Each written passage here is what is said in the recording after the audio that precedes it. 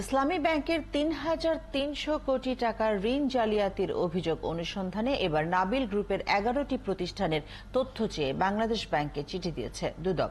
ইসলামী ব্যাংকের চট্টগ্রামের ৩টি শাখা থেকে যেসব প্রতিষ্ঠান সন্দেহজনক ঋণ নিয়েছে সেগুলোর তথ্য চাওয়া হয়েছে চিঠিতে। জেমসন মাহবুবের প্রতিবেদন। এখন জন্ম সনদ দিয়ে খোলো বিকাশ স্টুডেন্ট অ্যাকাউন্ট। নিজের বিকাশ নিজে কর। ইসলামী ব্যাংকের ৩,৩০০ কোটি টাকা ঋণ জালিয়াতির অভিযোগ অনুসন্ধানে এবার তৎপর দুর্নীতি দমন কমিশন দুদক।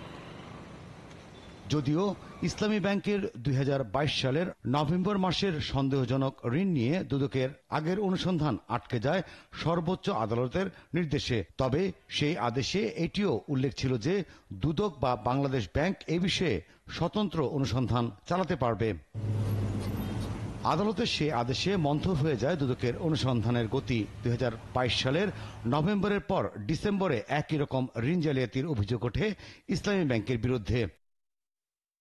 ২০২৩ সালের ৮ জানুয়ারি এ বিষয়ে বিভিন্ন গণমাধ্যমে প্রতিবেদন প্রকাশ হয়। এসব প্রতিবেদনে উঠে আসে জালিয়াতির মাধ্যমে ইসলামী ব্যাংকের চট্টগ্রামের চাকতাই শাখা থেকে মেসার্স মুরাদ এন্টারপ্রাইজ, খাতুনগঞ্জ শাখা থেকে ইউনাইটেড সুপার ট্রেডার্স ও একই শাখা থেকে সেঞ্চুরি ফুড প্রোডাক্ট ৩,৩০০ কোটি টাকা ঋণ নেয়। এ বিষয়ে অনুসন্ধানে নেমে প্রথম দফায় বাংলাদেশ ব্যাংকের কাছে ইসলামী ব্যাংকের ঋণ সংক্রান্ত তথ্য চেয়ে চিঠি পাঠায় দুদক। তখন সেই চিঠির কোনো জবাব দেয়নি বাংলাদেশ ব্যাংক। দ্বিতীয় দফায় রোববার আবারও তথ্য চেয়ে চিঠি পাঠালো দুদক। এবার ইসলামী ব্যাংকের চট্টগ্রামের ৩টি শাখা ছাড়াও তথ্য চাওয়া হয় নাবিল গ্রুপের আওতাধীন ১১টি প্রতিষ্ঠানের বিষয়েও।